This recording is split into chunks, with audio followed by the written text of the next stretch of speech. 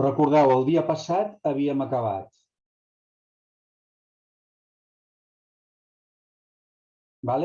El dia passat havíem acabat amb aquest chart explicant què és el dret. Havíem acabat explicant la diferència entre dret privat, entre dret públic. Recordem que el dret públic és el que té l'Estat i el dret privat és el que té a particulars, i que el dret del treball estava entremig dels dos perquè tenia un caràcter protector dels treballadors i perquè tenia un triangle, que és que tenia a empresaris, treballadors, i pel mig estava a l'Estat, és a dir, tenia particulars i tenia l'Estat que els regulava tots tres. Recordem això. Molt bé. Normes jurídiques. Això no me'n recordo si ho havíem explicat o no. Les normes jurídiques senzillament són qualsevol obligació, qualsevol, com us ho diria, doncs això, una norma com un comportament que a l'Estat pot recórrer a la força per garantir el compliment. És a dir, què és un estat? Un estat és una cosa que hem acceptat entre tots. Si és un estat dictatorial, l'hem acceptat per la força. Si és un estat democràtic, l'hem acceptat perquè l'hem escollit entre tots els governants. Però que el que té és la potestat de posar-te a la garjola si no compleixes les normes. I les normes poden ser lleis o poden ser altres coses. Veurem que no totes les normes poden ser lleis. Veurem que, per exemple, un costum en una determinada regió o un conveni col·lectiu, que moltes vegades no és una llei, pot ser una norma. Si uns empresaris i uns treballadors pacten amb un conveni col·lectiu que el sou el pujaran un 3% aquest any, l'Estat pot recórrer a la força per garantir el compliment d'aquest 3%. Si l'empresari no paga aquest 3% als treballadors, doncs se li pot posar multes i si no pot anar a la garjola. I no necessàriament aquesta norma és una llei, és un conveni col·lectiu, és una altra cosa. A l'Estat pot ser tant el govern central com poden ser els ajuntaments, com pot ser la Generalitat, poden ser qualsevol entitat de l'Estat que generi lleis. I una d'elles, òbviament, són les autonomies, el dret autonòmic. Molt bé, quins són els poders de l'Estat? Ja ho sabeu, ho heu estudiat a l'ESO.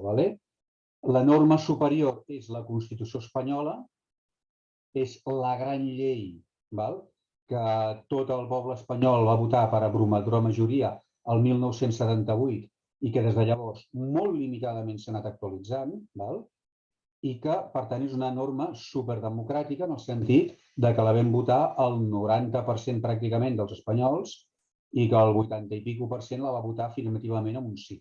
El 78, molts de vosaltres poden dir que això s'hauria d'actualitzar. Molt bé, estem d'acord. El cas és que s'ha anat actualitzant d'una certa manera a través del Congrés Legislatiu, el poder legislatiu. El poder legislatiu què és? El Parlament, el Congrés i el Senat. Cada 4 anys s'escullen.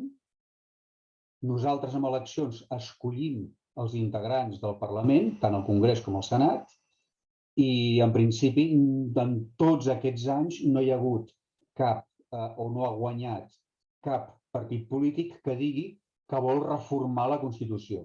Per tant, la Constitució ha tingut petits retocs. Sí que hi ha partits que diuen que la volen reformar. Hi ha que diuen, evidentment, que Catalunya vol ser independent, que volen que Espanya no sigui una monarquia, que volen, fins i tot hi ha partits que diuen que volen sortir de la Unió Europea, però aquests partits mai han guanyat. Per tant, d'alguna manera, es suposa que la Constitució continua majoritàriament vigent. La Constitució què diu? Una de les primeres coses que diu és que els poders de l'Estat han d'estar separats. Per què han d'estar separats? Perquè en una dictadura o en un govern medieval, posem per exemple el rei medieval, què feia? El rei feia les lleis, les aplicava i després jutjava. Per tant, ell feia unes lleis amb les quals deia jo tinc dret a recaptar tants impostos recaptava els que volia, fins i tot recaptava de vegades més, i quan els campesinos i la gent deia «Ei, que has recaptat més del compte», el rei mateix jutjava i deien «Pues bueno, pues vale, pues he recaptat més, això és just perquè a mi em dóna la gana». Avui en dia els poders estan separats de manera que en uns jutges, un tribunal constitucional, un tribunal suprem, que diu tu, govern, has recaptat més impostos del que diu la llei. Per tant, et condemnem a tornar-los i, a més, tindràs una multa. Això és la separació dels poders. S'entén la història? Aquest seria el rei medieval. O seria un dictador, un tirano. Avui en dia el rei és constitucional i, en teoria, accepta aquesta separació de poders i no pot fer el que vol. S'entén la història? Tot això ja ho coneixeu de l'ESO. Com funciona el dret del treball? Molt bé, el dret dels treballs està regulat per la norma suprema del dret del treball que es diu l'Estatut dels Treballadors, que és el conjunt de normes que regulen les relacions individuals i col·lectives. És una llei estranya. Per què és estranya? Perquè és una llei que té rang de llei ordinària, però és una llei que en comptes de dir-se-li llei, se li diu estatut. Estatuto, bueno, nois, és així. La confonem, Què és el característic de l'Estatut dels Treballadors i del dret del treball? Doncs que evoluciona. Cada any, en funció de si la vida puja o baixa, o de si canvia, l'Estatut dels Treballadors s'adapta. Per exemple, fa 3 anys, abans de la pandèmia, no hi havia quasi cap llei que regulés el teletreball. Ara, després de la pandèmia, el teletreball ja està regulat. Per tant, s'adapta al que va passant a la realitat d'una manera molt ràpida. Molt bé. Què, per tant, és el primari que regula l'Estatut dels Treballadors? El treball. I el treball té una definició jurídica. Jurídica què vol dir? Que si hi ha alguna cosa que no compleix aquesta definició, els jutges, a l'hora de jutjar, o les lleis diuen això no és treball, per tant, no ho protegim. Què és el treball? Tota activitat humana, física o intel·lectual realitzada amb el propòsit d'obtenir una contraprestació econòmica. Contraprestació econòmica, què vol dir? Pasta, euros. Vull dir, això no té més complicació. Molt bé, treball retribuït per pasta, per salari. Salari què vol dir? Jo treballo unes hores, un temps, aconsegueixo una pasta, uns euros. O faig uns productes determinats. Si faig tanta producció per hora, doncs a tant per hora aconsegueixo tants euros. Molt bé, treball per compte aliè. Vol dir que treballo per un altre. Jo treballo 8 hores i arreglo tants discs durs o tants ordinadors. Em paguen, doncs jo què sé, 1.000 euros al mes. Si l'empresari, que és el que compta el de llonces, amb aquests de llonces, amb aquests diners o amb aquests ordinadors que jo he arreglat es guanyen 1.200 euros, pot ser que els guanyi, pot ser que no. És el seu risc com a empresari. Jo em guanyo aquests 1.000 euros segurs, si ell es guanya més, això és per ell. Si ell es guanya més, la pèrdua és per ell, per això és l'empresari. S'entén la història? S'entén el que és per treballar per compte aliè? Jo no tinc risc, pacto un salari per compte aliè. O l'empresari pot guanyar o pot perdre diners. Bé, és cosa seva. Això és treballar per compte aliè. Persona física, treballadors. Persona jurídica, empreses. Això hauria de ser una finestra i aquí una porta amb gent entrant. S'entén? Persona física, un DNI. 38, no sé quant, A. Persona jurídica, un CIF o NIF, que funciona al revés. Té primer la lletra i després té els números. Tothom ho entén? Algun dubte fins aquí? Molt bé, continuem. Quina és la definició del treball? El treball ha d'aconseguir, per entrar dins del dret del treball, i per tant aquest dret tan xulo que ens protegeix els treballadors i els empresaris, ha de tenir 5 característiques. Voluntarietat, retribució, per compte d'altre, direcció, denominada ocupador empresari. Què vol dir això? Vol dir que perquè tu entris dins del dret del treball, perquè l'Estatut dels Treballadors et protegeixi, has de ser un treballador. I ser un treballador vol dir, primera, que treballes voluntàriament. Si no treballes voluntàriament, ets un esclau. I si ets un esclau, se li aplica al teu empresari o el que sigui el dret penal, no se li aplica el dret del treball. S'entén? Segona, que els teus serveis siguin retribuïts. Si treballes sense cobrar, no ets un treballador, ets un voluntari, ets una cosa diferent.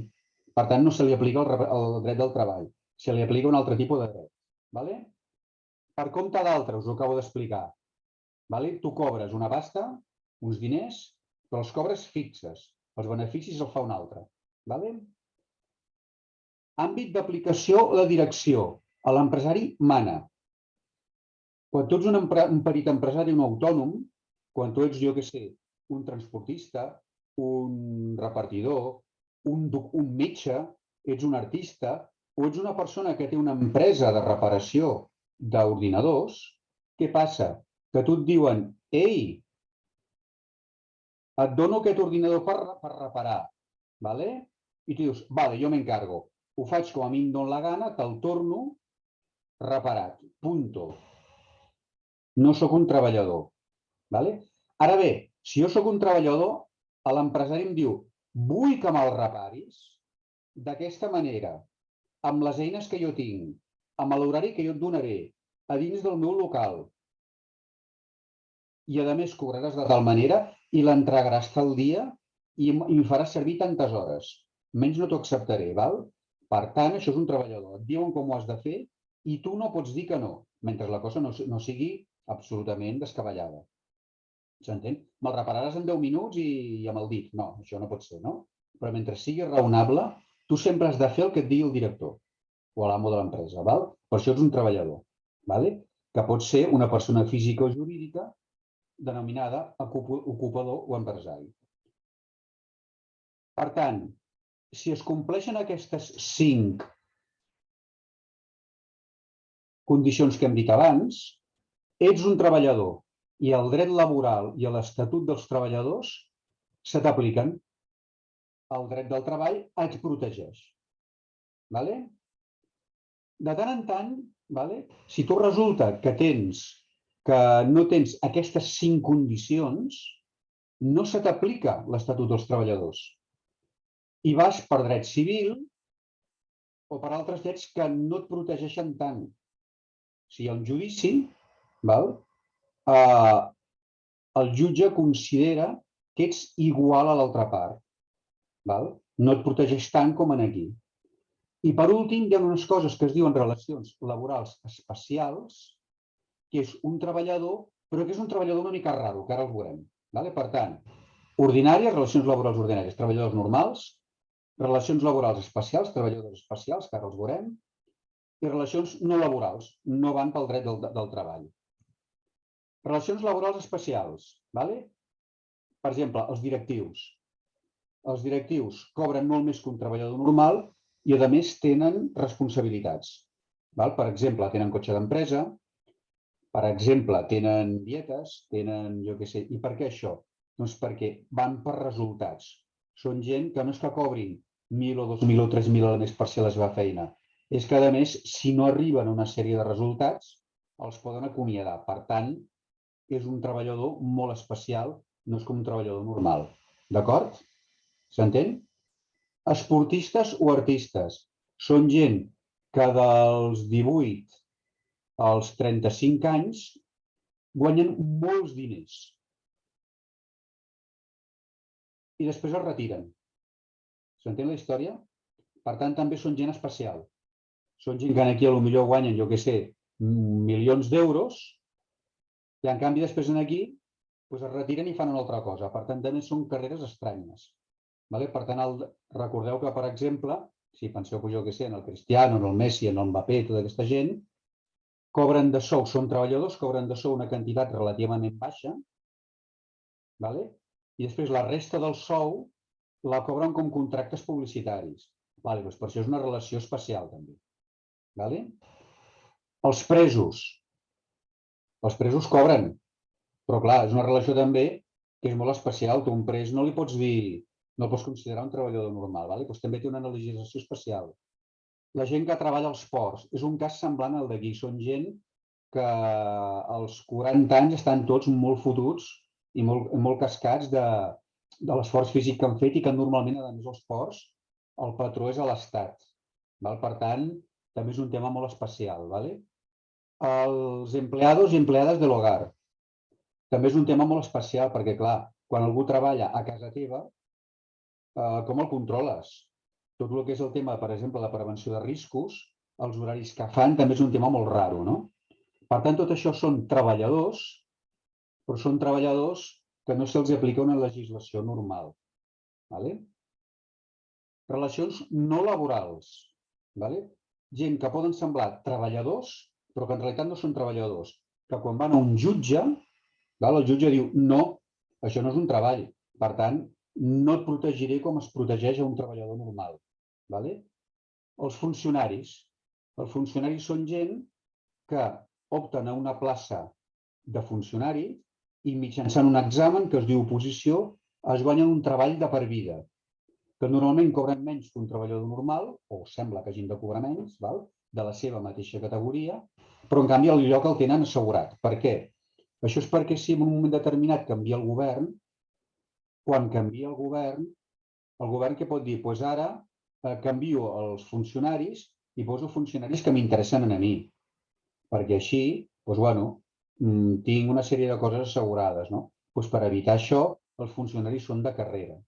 I, per tant, com són de carrera, no se'ls aplica a l'Estatut dels Treballadors normals, sinó que van per dret administratiu. Treballs obligatoris. Quins treballs són obligatoris? Per exemple, a banda, òbviament, dels treballs de presó, que normalment no ho són, però sobretot són els, per exemple, quan vas a les eleccions i et designen que has d'anar com president de taula, o quan et diuen que has d'anar a fer de jutge. Hi ha un judici i et diuen, no, tu has d'anar a fer de jutge. Són treballs obligatoris. O treballs per amistat o treballs familiars. Si tu resulta que tens un veí i tu et dediques a arreglar ordinadors i dius, bueno, va, tu te'l dallonses, t'arreglo l'ordinador i et cobro la meitat. Doncs això és un treball per amistat o bona vecindad, no ets un treballador. O resulta que ajudes els pares a l'estiu, jo què sé, amb la seva empresa. Això tampoc és un treballador normal. Treballs per compte pròpia, el que dèiem abans, el que tothom coneix com autònoms. És gent que, en teoria, podrien semblar treballadors, però no ho són. Són gent que treballen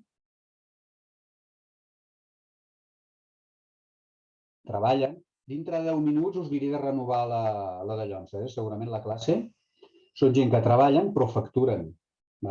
Són gent que tenen la seva empresa pròpia i, per tant, com no treballen per compte d'un altre, els jutges els consideren iguals en els altres. Si tu resulta que ets un autònom i et contracten per treballar, per arreglar ordinadors, i tens que aquell no et paga perquè diu que tal, no se t'aplica el dret laboral, sinó que anirà per dret civil. Són dos contractes que no es compleixen.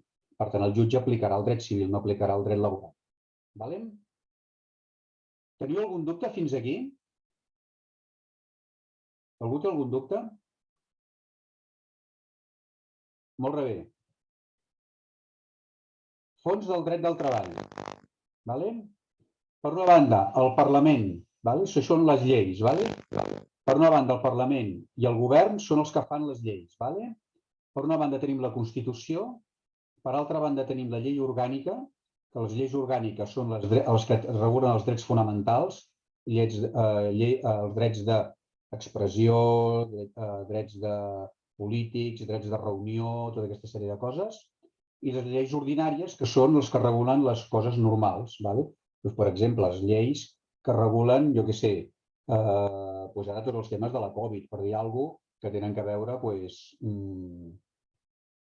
perdoneu, en comerç, bueno, tota aquesta sèrie de coses, no? Les lleis que regulen ara, jo què sé, tot el tema que està havent-hi, tot el tema del volcà aquest de la Palma, tota aquesta sèrie de coses, si són molt genèriques, es regulen per aquí. El govern, que el govern també fa lleis. Com es diuen les lleis que fa el govern? Es diuen Reial Decret Legislatiu, que resulta que pel que sigui és molt urgent, com el que dèiem, són lleis que, ostres, que el volcà aquest de la Palma està tal i s'ha de fer super de pressa. Doncs es fa una cosa que es diu un Real Decret Llei, ho ha d'aprovar el Parlament i, per tant, s'ha de fer amb el termini de 30 dies. D'acord? Quan ho fa tot el govern, perquè són coses que afecten a diversos ministeris, puja al Consejo de Ministros.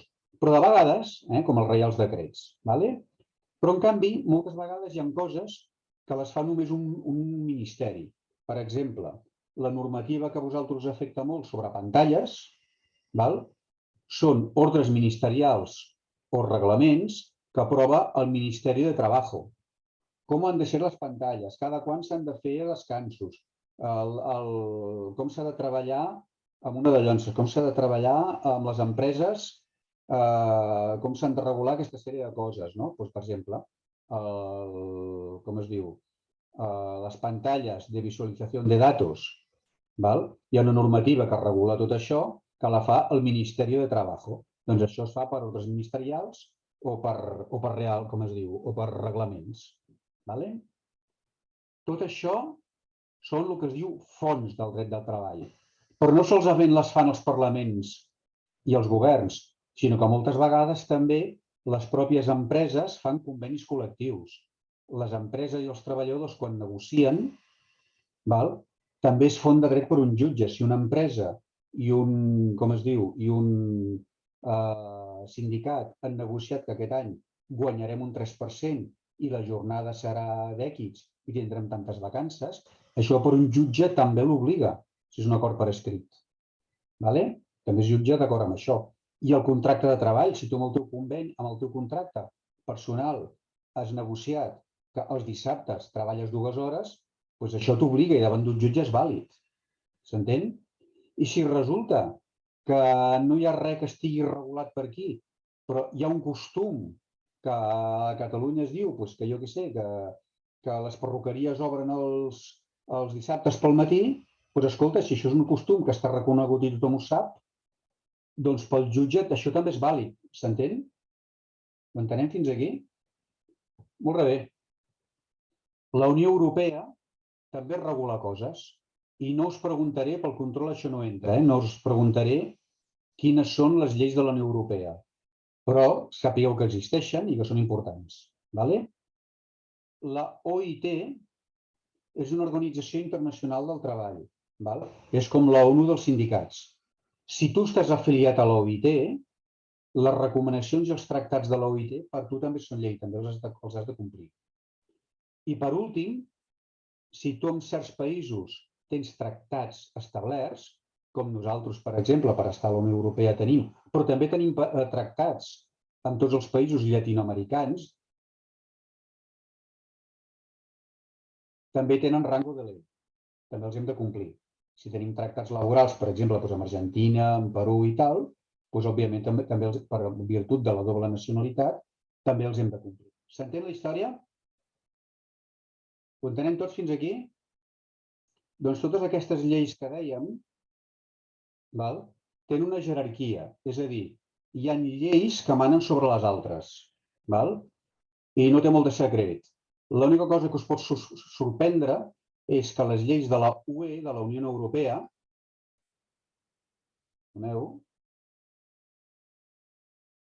les lleis de la Unió Europea són les que manen. I vosaltres direu, ostres, però com pot ser que la Unió Europea mani sobre la Constitució? Doncs sí, això és perquè quan tu admets entrar a la Unió Europea, és a dir, tu si no vols entrar a la Unió Europea no tens per què entrar. No entres i punt. Però un cop has entrat, hi ha coses de la Unió Europea que tu acceptes que vagin per sobre de la teva Constitució. De fet, el 2011 o 2012 es va canviar la Constitució, el Parlament la va canviar i va votar a favor, perquè si no, dins de la Unió Europea hi havia coses que no encaixaven. Llavors, hi ha una cosa que es diuen directives i etc., que hem d'adaptar la nostra legislació a la de la Unió Europea. A partir d'aquí, mana la nostra Constitució, això és la Constitució espanyola que hem votat entre tots. A partir d'aquí venen els tractats internacionals, lleis orgàniques, ordinàries, els reglaments ministerials, convenis col·lectius, contracte de treball i costum laboral. Aquests manen més i manen sobre aquests d'aquí. Molt bé. Aleshores, què passa? Que hi ha vegades que entre aquest nivell i aquest, entre aquest nivell i aquest, hi ha coses que no estan clares. I com no estan clares, hi ha una cosa que es diuen els principis d'aplicació, que són com una mena de guies, de lògiques, que ens diuen, o que diuen els jutges, en cas de dubte, què s'ha de fer. I com us deia, en el dret del treball veureu que sempre es privilegia el treballador. Quins són aquests principis? Principi de norma mínima. La norma superior, aquesta d'aquí, dona els mínims que ha de respectar la norma inferior. Per exemple, l'Estatut dels Treballadors diuen que han d'haver-hi 30 dies de vacances. Cap norma, per sota, cap conveni col·lectiu, cap contracte que tu signis, pot dir que han d'haver-hi 25 dies. No, prohibido. Aquest contracte seria invàlid, mínim 30 dies. Principi de la norma més favorable. Si hi ha dues normes, per exemple, un conveni col·lectiu i l'Estatut dels Treballadors, que diu que són 30 dies i un conveni col·lectiu diu que són 40 dies de vacances, quina guanya? Aquesta que està per sobre o aquesta que és més bona? Doncs guanya la que és més bona. S'entén? 40 dies perquè és més favorable al treballador. S'entén? Tercer principi, in dubio pro operario. O sigui, en la duda por el trabajador. Sabeu que amb les pel·lícules sempre surt allò que ante la duda es considera la persona innocent. Doncs aquí és una mica el mateix. Davant de la dubte, sempre a favor del treballador. Si un contracte de treball està redactat que es diu que tindrà un mes de vacaciones, i sobre l'empresa dient, home, és que un mes ja sap que tots els mesos en promig són de 30 dies. Doncs no. Si resulta que les vacances són al mes d'agost, encara que el conveni digui, perdó, que el contracte digui que és un mes, doncs són 31 dies i no 30, tu. És agost. No, ja, però és que un mes podria ser en julio, entonces seria de 30. No. Les fa a l'agost són 31, punto. Davant del dubte, encara que el contracte digui un mes sense especificar quin, doncs escolta tu, s'agafa el mes d'agost. O sigui, davant del dubte, a favor del treballador. Condició més beneficiosa. Si un treballador té una condició que se li ha donat amb el temps, la té en contracte, i després se li empitjoren, les pots seguir mantenint. Per exemple, si tu tens un plus salarial, o tens, un cotxe d'empresa, un plus salarial per antiguitat, des de l'inici del contracte, i de cop entra un jefe nou i diu, no, això no pot ser perquè tal, t'ho rebaixo, no pot ser. Si tu la tens això atorgat, el principi de condició més beneficiosa, com es diu, el dret del treball et protegeix i aquest cap no te'l pot rebaixar. Prohibido. L'has de mantenir. Sí, s'entén? I per últim, el de renunciabilitat de drets. Si resulta que les lleis diuen que tu tens drets a les vacances, no et pot venir al teu cap i obligar-te a renunciar amb elles. Ni tu tampoc pots renunciar si de cop el teu cap et diu no, és que et pagaré el triple. No, ho sento. És a dir, treballar tot l'any com una bèstia i acabar destrossant la teva salut, ni per al triple de diners. La llei diu que no, tens dret a les vacances i tu les fas. Tens vacances, punto. Que el teu cap et vol pagar més, que et pagui més i quan tornis de vacances que et doni el doble per al doble de rendiment. Però tu les vacances descansar ho has de fer. S'entén la història? L'entén tothom? Sí? Algun dubte per aquí, fins aquí? APM? Molt bé. Doncs, nois, em sento haver-me estès tant. Ja podeu començar a fer l'exercici 1.1